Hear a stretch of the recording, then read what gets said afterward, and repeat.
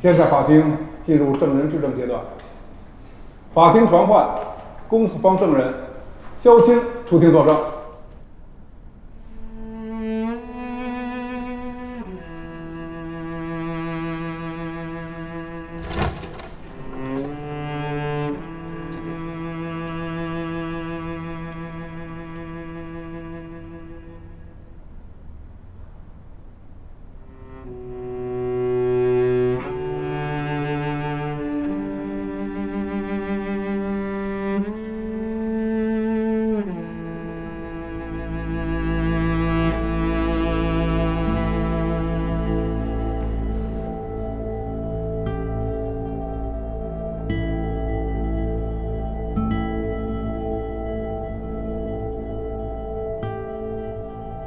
证人要如实提供证言，有意作伪证或藏匿罪证的，要承担法律责任，清楚吗？清楚了。现在由公诉人向证人提问。肖青，你认识证人刘彩琪吗？认识，但我们只见过一面。证人刘彩琪提供的证据，成为起诉书中第一组指控被告人现金贿赂，第二组指控被告人收受房产贿赂的重大依据。作为程伟曾经的特别助理以及舒旺的情人，他的多重身份确保了其证人证言的真实性。但是非常不幸，他在2014年11月27日于美国家中意外身亡，无法到庭履行证人义务。为了证实刘彩琪所提供的证据的真实性，公诉方请另外一位证人肖青到庭陈述，他本人如何在刘彩琪死亡前1小时被其约到家中，并向证人肖青交付了今天公诉方提交法庭的刘彩琪的全部证据。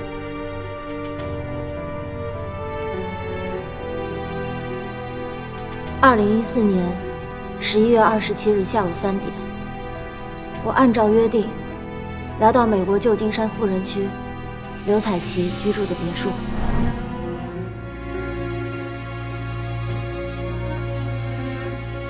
请坐。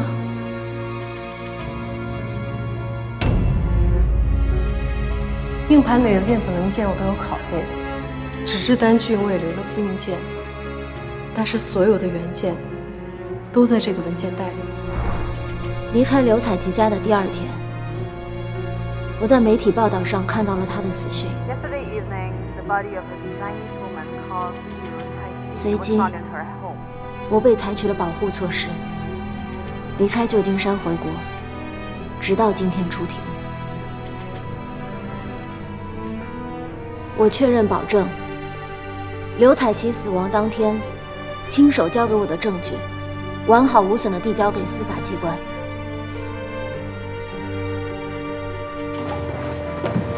别动我东西！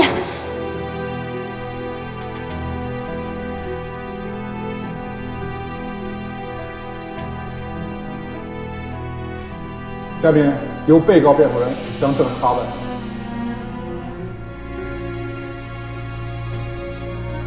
我想请问证人肖青，你的身份只是旧金山某大学攻读硕士研究生的普通留学生，为什么是你到刘彩琪家获取他本应提交给司法机关的本案证据？为什么你有关系和渠道把这些证据传递给负责侦查本案的专案组检察官？因为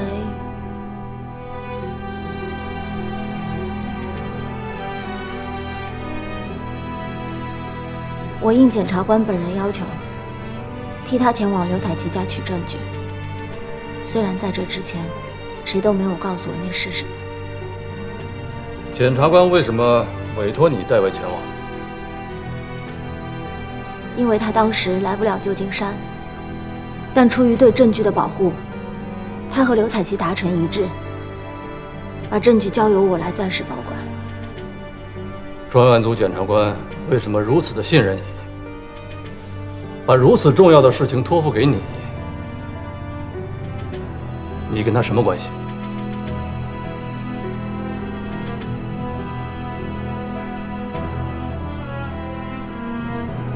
检察官是我父亲。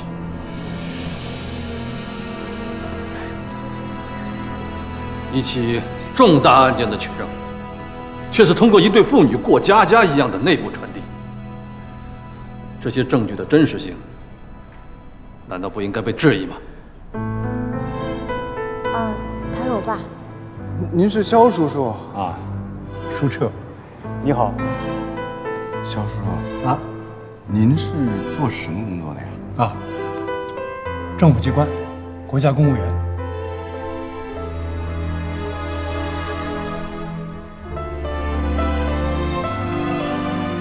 请证人退庭。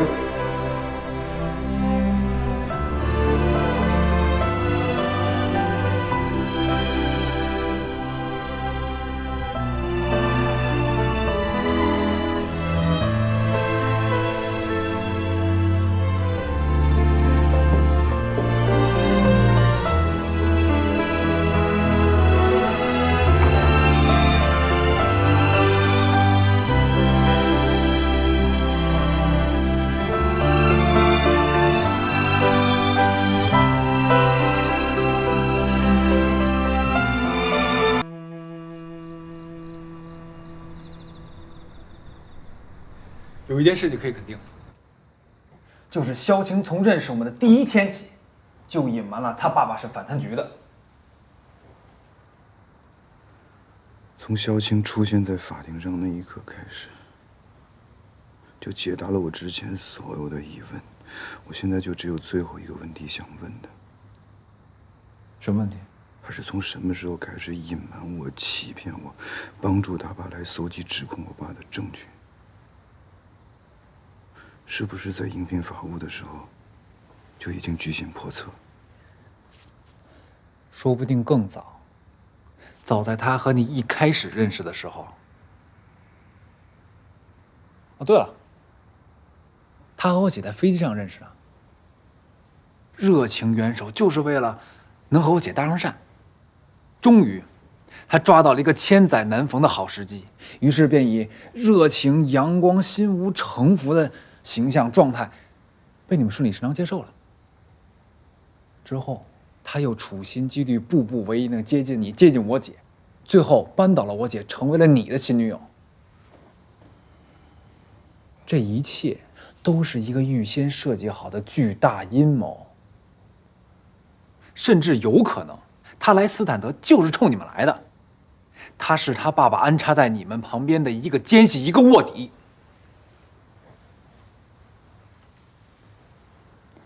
你不去写小说真的可惜了。萧晴是什么样的人，我自己会判断。他不像是城府那么深，心里能藏得住那么多秘密的人。而且他对我们所有人隐瞒他爸的真实身份，是出于司法人员家属的一个自我保护，这个完全可以理解。那至于他是从什么时候开始配合他爸对我们两家展开调查的，我觉得也不会太早。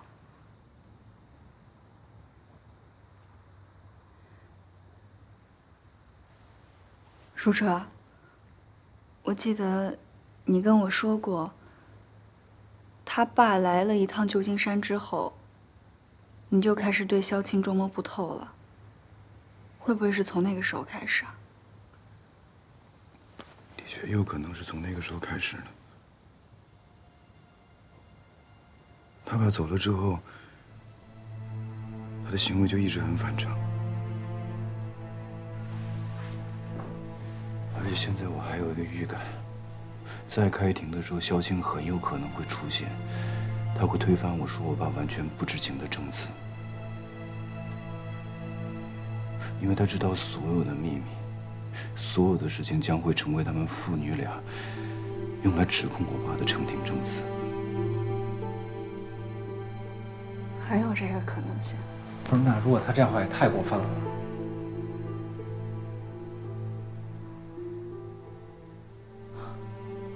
还有更过分、更可怕的事儿。什么？今天在法庭上，你们也都听到了吧？公诉方和萧青说的是，在刘彩琪死之前的1个小时，萧青去到刘彩琪家取了证据。你们还记得美国媒体是怎么报道刘彩琪死亡的事儿吗？当天就没有人去过刘彩琪家，排除谋杀的可能。哎，不是，萧青不是去过吗？就在刘彩琪死之前。所以这证明警察拿到的监控录像是假的。假的？那真的呢？真的被拿走了，为了掩盖事实的真相。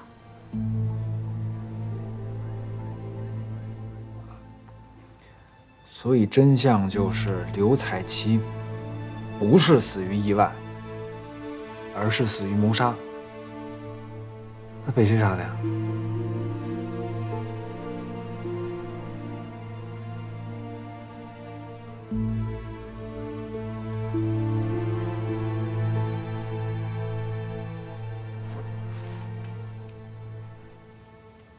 咱爸。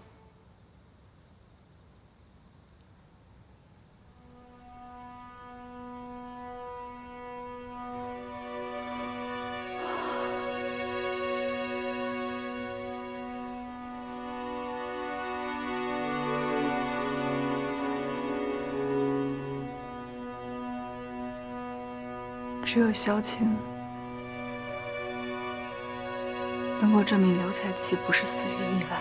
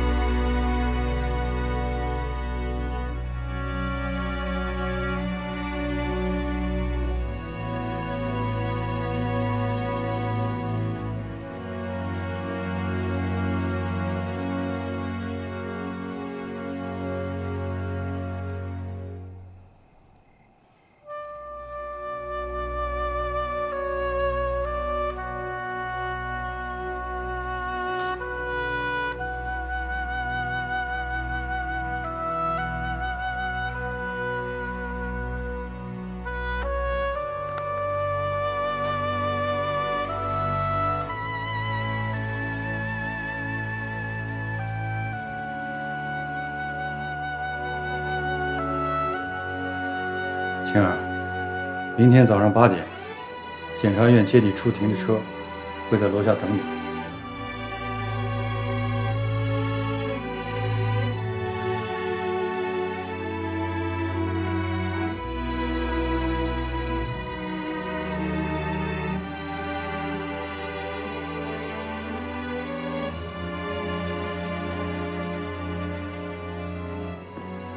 青儿，我不想强迫你做你自己不想做的事情。如果你决定拒绝出庭的话，我能理解。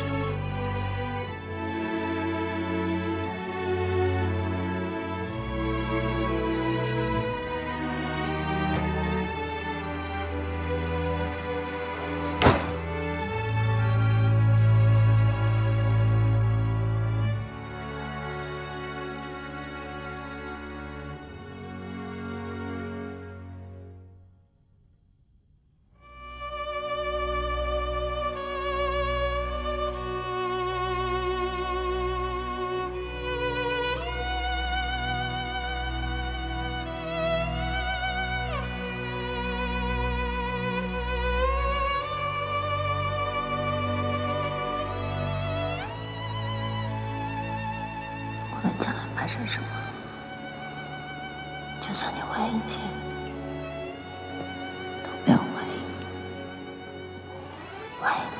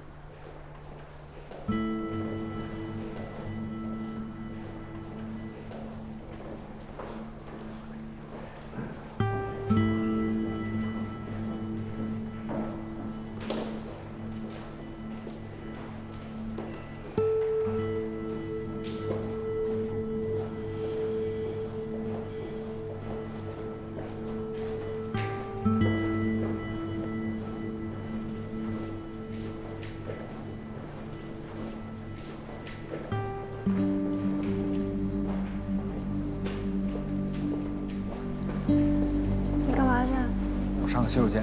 马上开始了。我很快回来。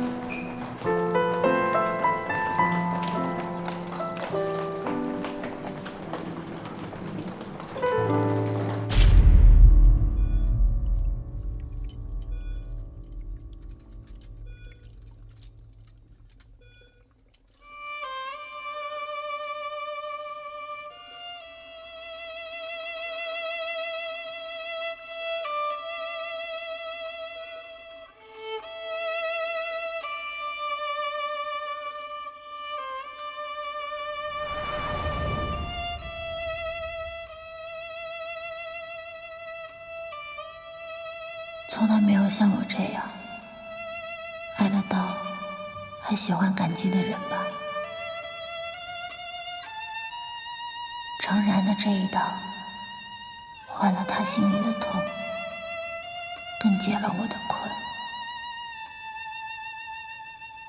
终于让我逃离了漫长的纠结和窒息的痛苦，躲进没有痛感的黑洞，藏在可以不再被理智与情感撕扯的地方，长长的睡上一觉了。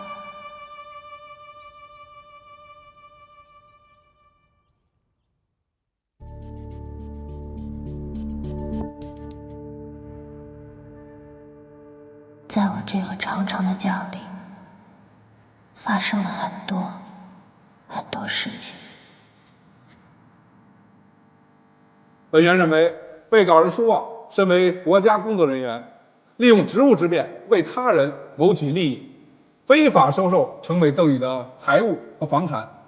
公诉机关指控舒旺受贿人民币5624万元的事实清楚，贪污人民币500万元，接受程伟请托，利用职务便利为相关单位和个人谋取利益，非法收受程伟赠与的财物和房产，其行为已构成受贿罪。舒旺身为国家工作人员，利用职务便利致使国家和人民利益遭受重大损失，其行为已构成滥用职权罪，情节特别严重。公诉机关指控的罪名成立，予以采纳。被告人舒旺如实供述罪行，认罪悔罪，主动上交全部的赃款赃物，其家人代为抵交受贿所得赃款，可以从轻处罚。依照《中华人民共和国刑法》第385条第1款、第386条、第61条、第57条第1款、第59条、第64条之规定，判决如下：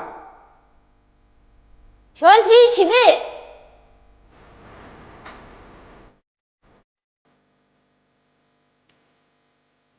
被告人舒旺犯受贿罪，判处无期徒刑，剥夺政治权利终身，并处没收个人全部财产；犯贪污罪，判处有期徒刑15年，并处没收个人财产人民币100万元；犯滥用职权罪，判处有期徒刑7年，决定执行无期徒刑，剥夺政治权利终身。本院认为，被告人程伟在经济往来中违反国家规定，给予国家工作人员以财物、房产数额巨大，以不正当的手段谋取利益，获取政府的投标。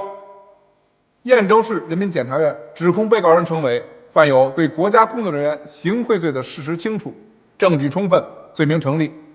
本院依照《中华人民共和国刑法》第389条第1款、第67条第3款、最高人民法院、最高人民检察院关于办理贪污贿赂刑事案件适用法律若干问题的解释第9条，判决如下：全体起立。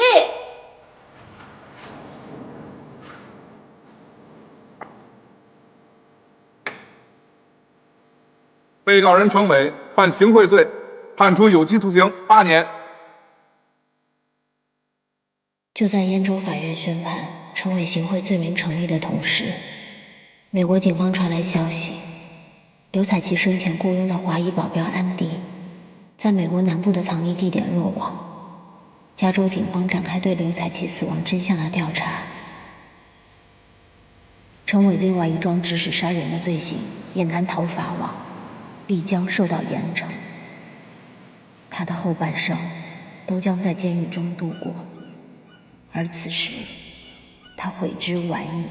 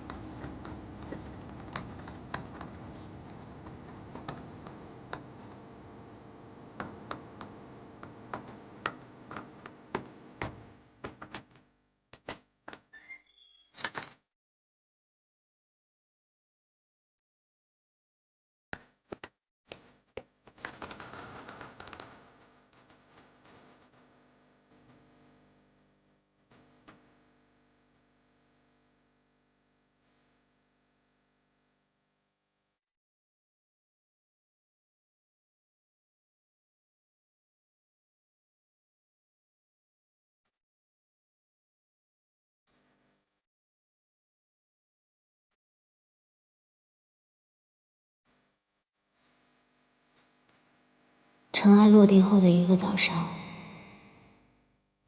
舒澈离开他家，从所有人的视线中消失了。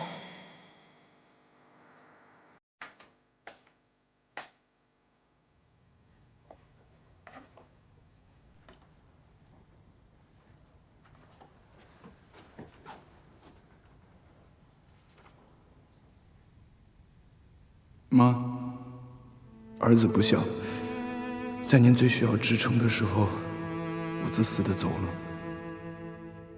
很抱歉。面对发生的一切，我最终选择了逃避。请给我一些时间，说不清会是多久，让我重新建立起一些东西，比如相信，比如希望。妈，照顾好自己，还有我爸。儿子，撤了。他走得干干脆脆，一了百了，扔下了他的学业，他的事业，他的亲人，一次被利益，一次被正义，毁掉了2次的爱情。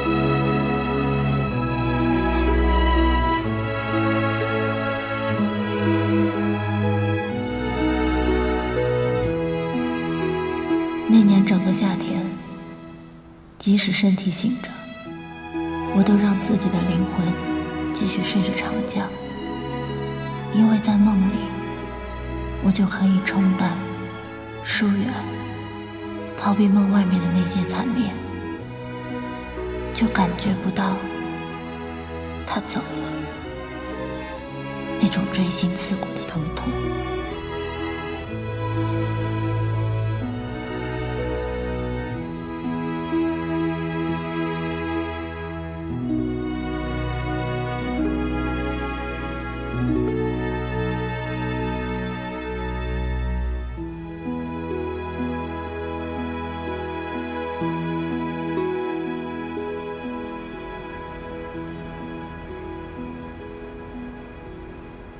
经伟业董事会审议，通过选举公司新任董事长议案表决结果：15位赞成，0票反对，0票弃权，由妙莹女士接任伟业集团董事长。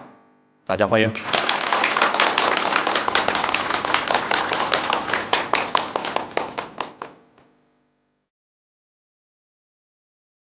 感谢各位谦卑董事的厚爱。我知道，在这个时候成为伟业集团董事长，是比以往任何时候都承担着更大的压力和责任。我不知道我是否能够众望所归，做一个拯救者，但我愿殚精竭虑，做一个学习者、从谏者。所以还请各位前辈不吝赐教，不吝训斥。同时，我也会与前任董事长的管理作风迥然不同。在做出一些重大决策的时候，或许我会是一个改变者，一个颠覆者。所以提前请大家多多包容和海涵。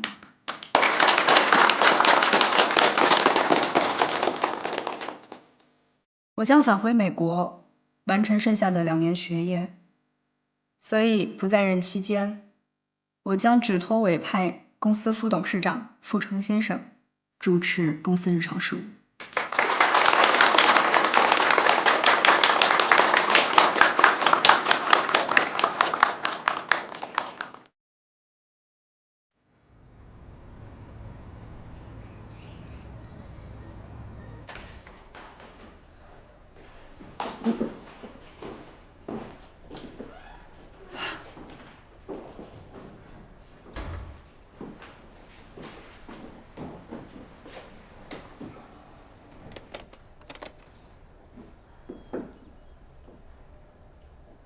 元阳，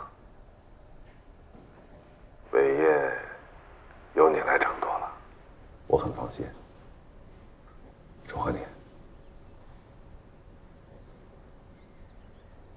这有什么好祝贺的呀？你知道这不是我想要的。可你是我女儿，责无旁贷。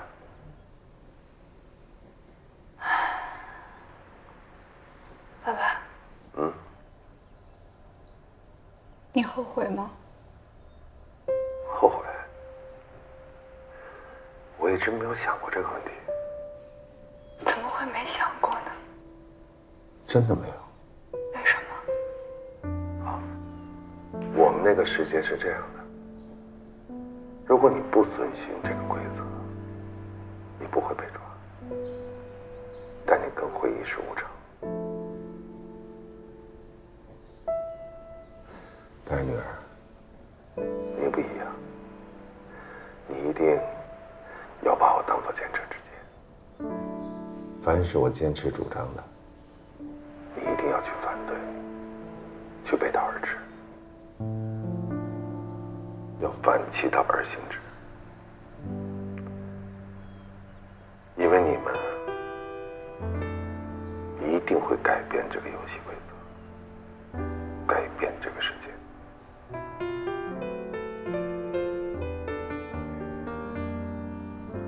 回到美国，帮我办件事。您说？找到刘彩琪的墓，买束花，帮我去祭奠她。对她，我会用我的后半生去忏悔。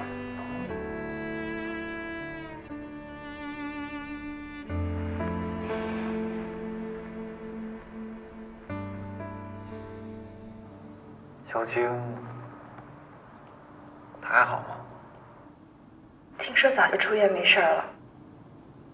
你那一刀扎的不深，更不是要害部位。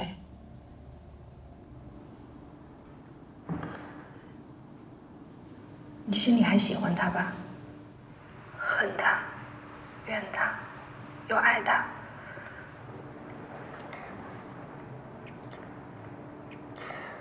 捅我那一刀之后，我就已经把他放下了。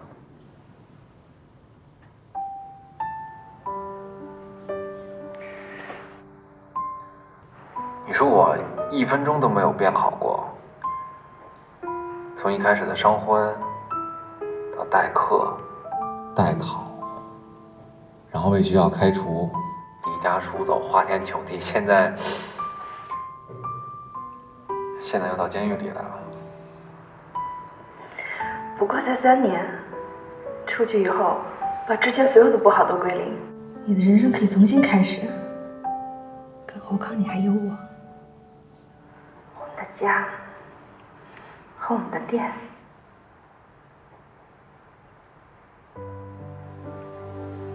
我这种人渣，还值得你要吗？你不是人渣，你值得我要。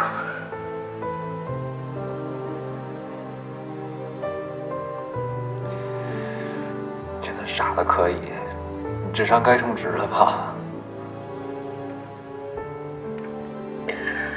我就傻到底了。怎么着吧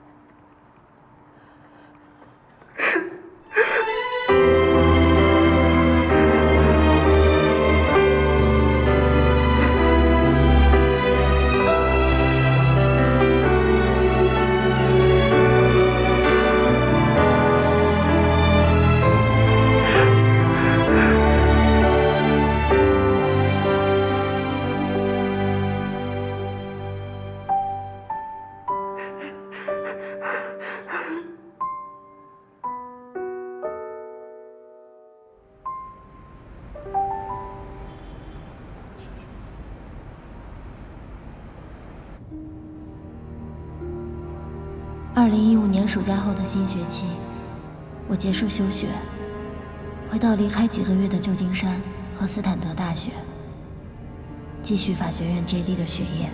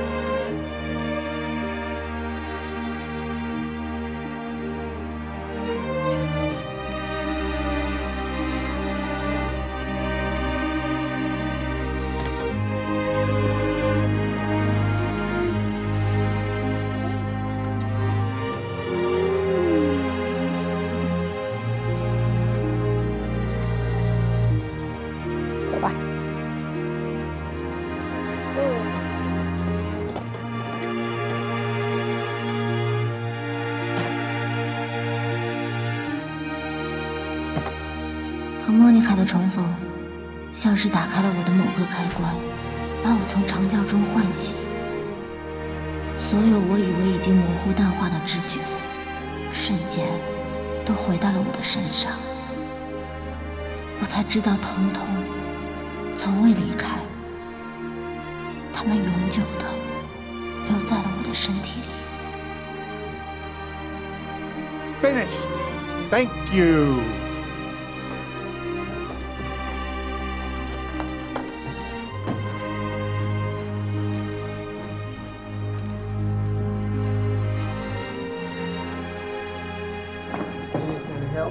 No. Okay. Okay, go. Okay, let's go.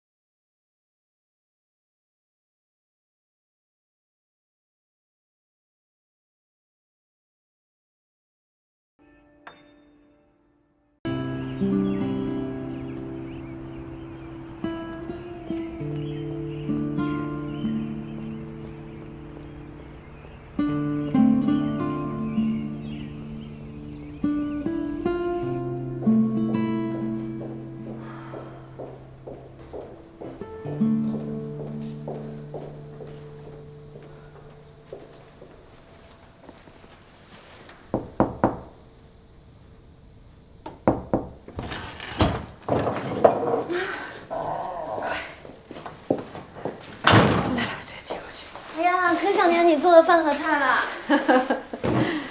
馋我的饭了是吧？那呀，今天就把这些全吃光，也算是庆祝了。庆祝什么呀？你爸呀，今天跟我悄悄透露了，专案组的内奸抓到了，而且已经逮捕了。那我岂不是就可以回家住了？不可以，在庭审没有宣判之前，任何危险和意外都可能发生。你只有待在这儿，有人保护才最安全。唉，妈，你都不知道，我待在这儿一点点时间概念都没有。我每天去楼下散步，身后总是跟着2个小尾巴，跟犯人没什么两样。这一天天的时间过得好漫长啊，感觉一天过了好几天。不像我在美国的时候，恨不得1分钟掰成2半，嗖一下一天就过去，嗖2下1周就过去了。对了，舒澈今天往家里打了个电话。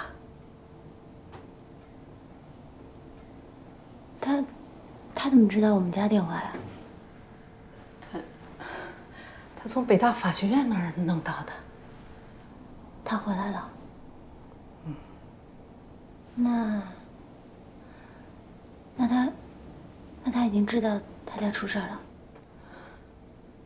但是他对你为什么离开好像一无所知。他说什么？他就一直在追问你为什么失踪失联。你怎么说呀？我能说什么呢？我就跟他讲，时间会告诉他一切的。以后你会跟他解释的。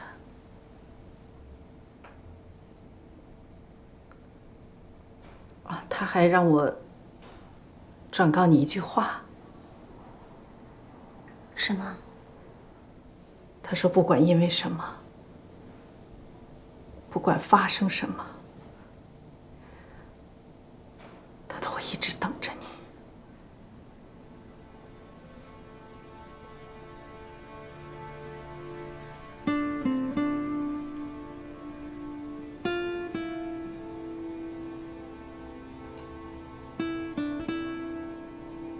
他还什么都不知道。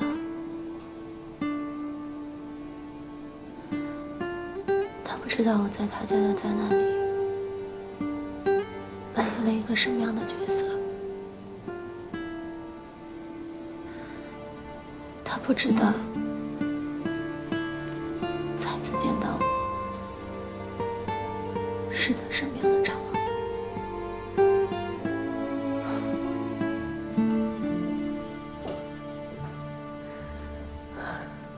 晴儿，他早晚会明白。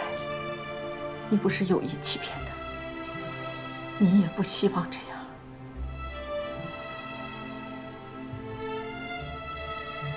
多希望他什么都不知道，多希望时间可以停止，他永远都不知道就好了。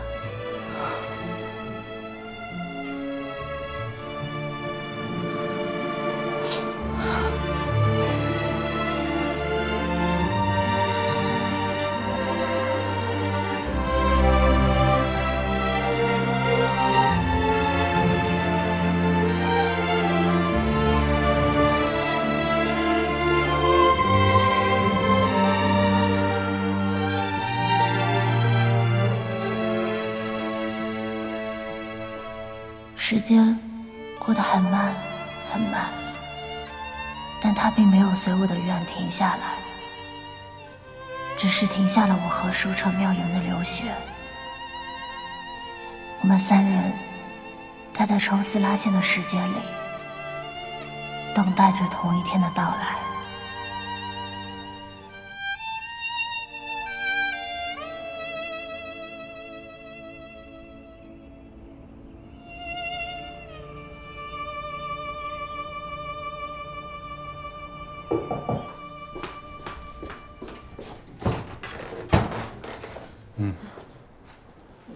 你怎么来了？爸，青儿啊，我必须要和你谈一谈，这件事情事关重大。什么事儿啊？你坐那说。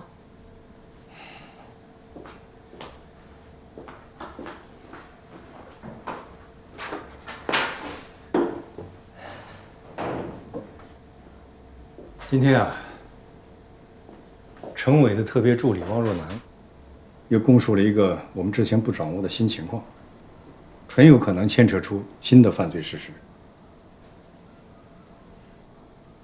根据他的供述，程伟曾经出资在美国注册了一家风投公司，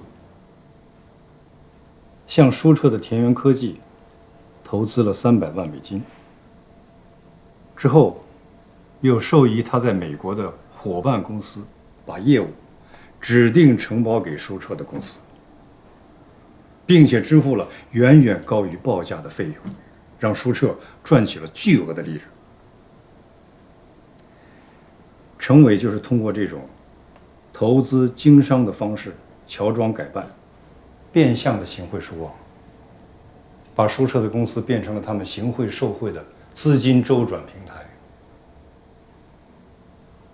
青儿，你曾经担任田园科技的法务，公司的合同都经由你手，公司的账目收支，你也不会一无所知。对这些情况，你了解吗？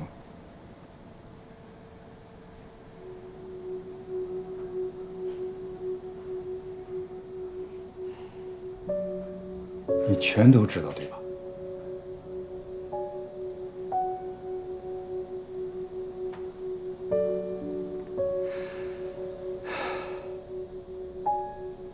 你明明知道我在侦办此案，明明知道检察院正在搜集汇总程伟、舒旺行贿受贿的犯罪证据，却对自己掌握的重大犯罪线索知情不报。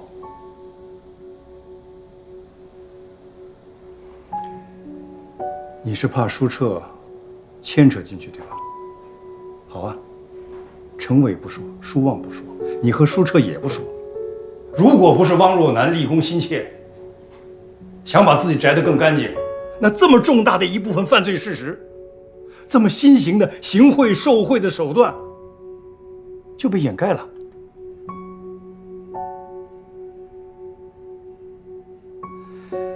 小青啊，你也是学法律的，也是未来的法律从业者，以事实为依据，以法律为准绳，也将会成为你的信条。对事实隐瞒不报，无异于是同流合污、助纣为虐啊！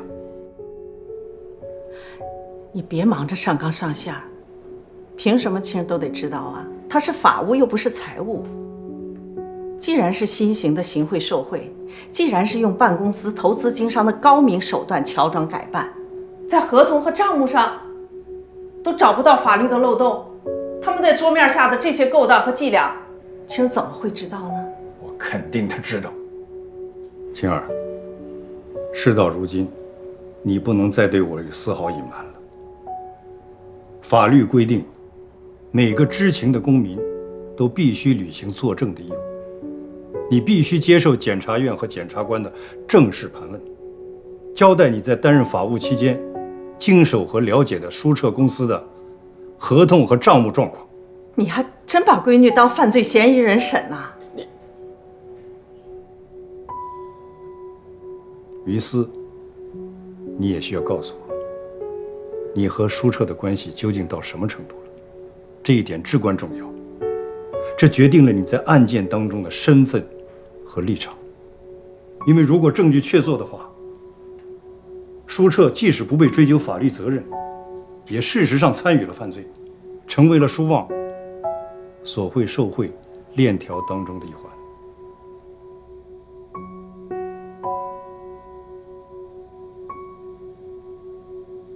你想要了解的真相，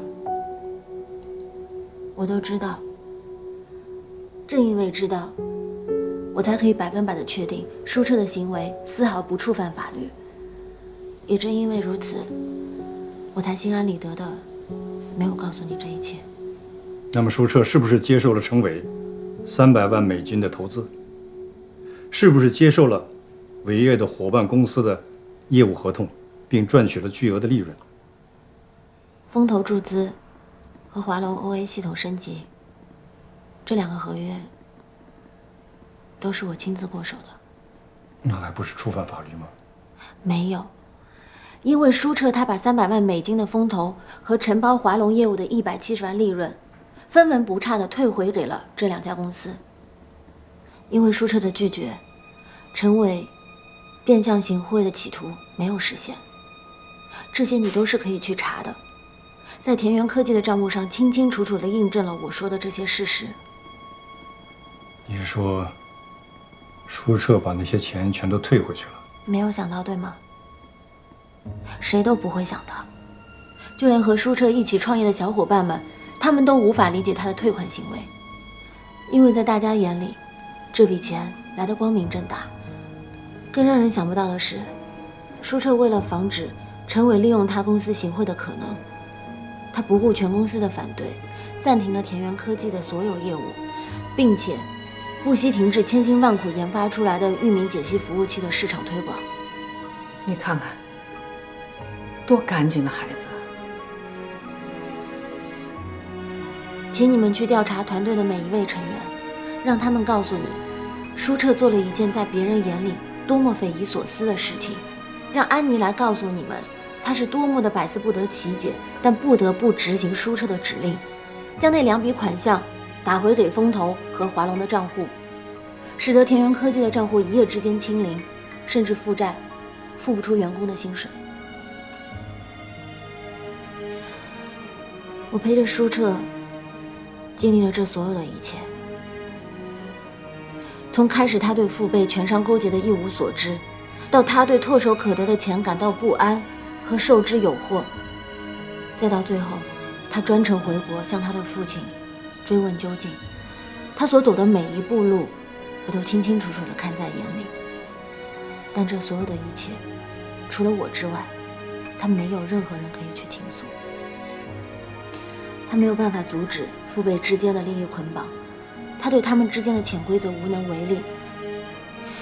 但至少他做到了他曾经自己说过的一句话：如果我们没有办法改变这个世界，但至少可以不被改变。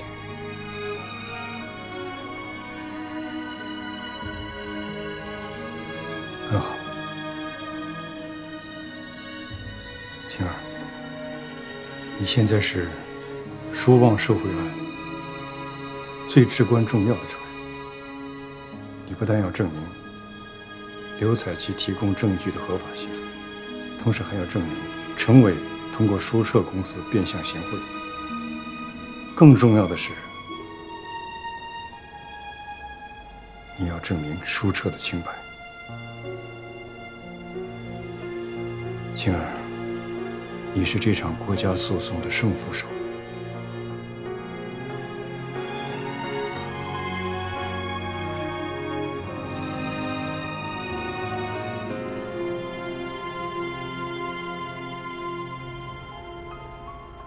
这是田园科技过去2年银行的流水，每一项收入和支出都有清晰的显示，请你确认一下。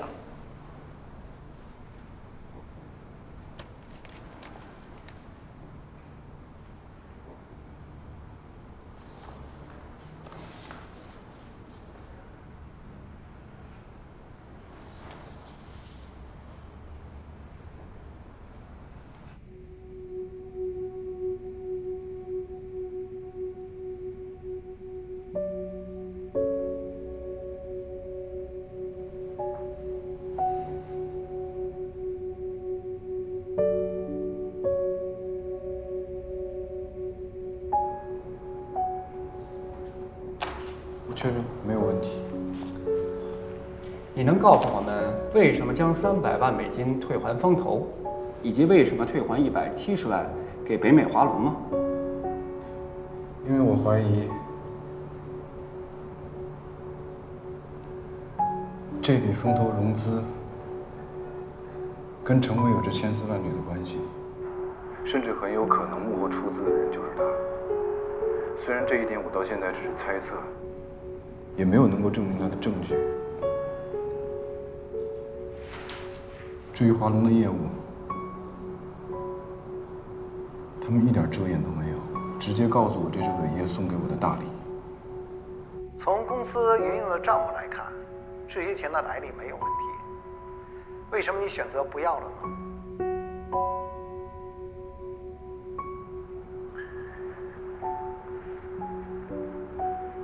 因为我清楚他们是什么，我只遵循我自己的内心。最后一个问题，这一切你父亲舒望知情吗？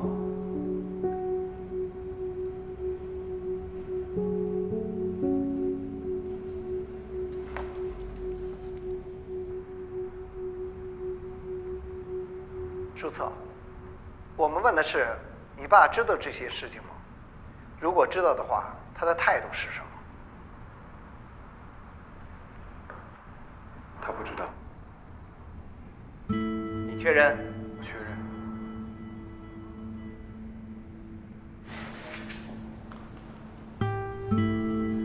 这是你和我们的谈话笔录，请你确认无误。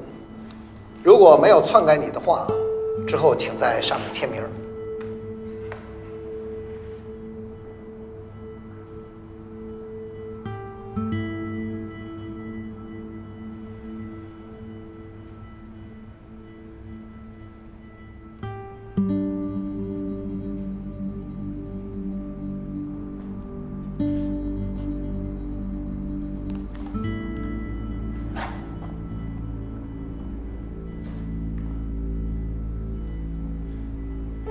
现在你可以离开了。谢谢你配合我们调查。谢谢，谢谢。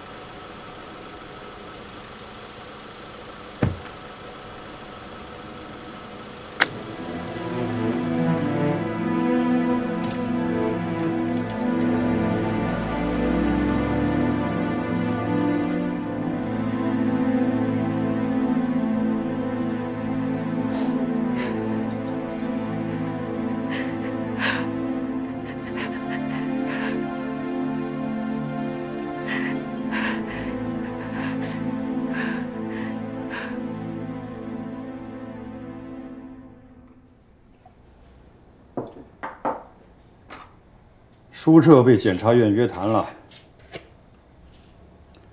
他的陈述跟你的说法是一致的，这也跟我们对田园科技的账目以及公司员工的调查结果互为印证。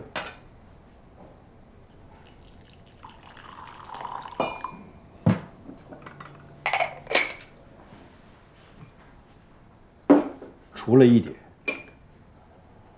哪一点？舒澈说，舒望对这一切都不知情。他是想保护他爸，尽可能为他减责。嗯。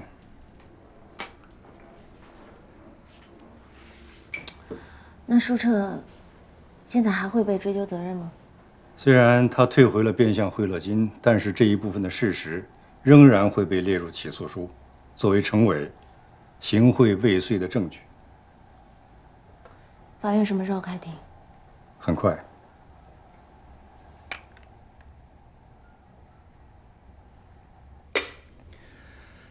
晴儿，你作为公诉方的证人，你至少要出庭2次。2次？对。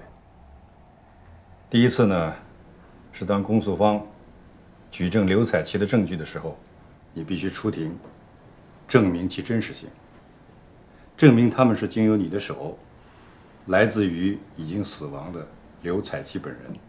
这我知道。那第2次呢？第2次出庭，你会被要求陈述在担任田园科技的法务期间，经手的合同和了解的账目情况。田园科技的情况，你们不都已经查得很清楚了吗？而且还有安妮和彭一他们的证人证言，为什么非得我上庭去作证呢？因为除了你，没有人能证明舒澈在说谎，说他爸不知情。你要我在法庭上当庭戳穿他？这一点将会影响到舒旺的最终量刑。爸，你让我把舒澈只对我一个人分享的秘密和隐私，把他对我的信任和依赖，把我们的爱情当作反击他的证词，当作制裁他爸爸的法律武器。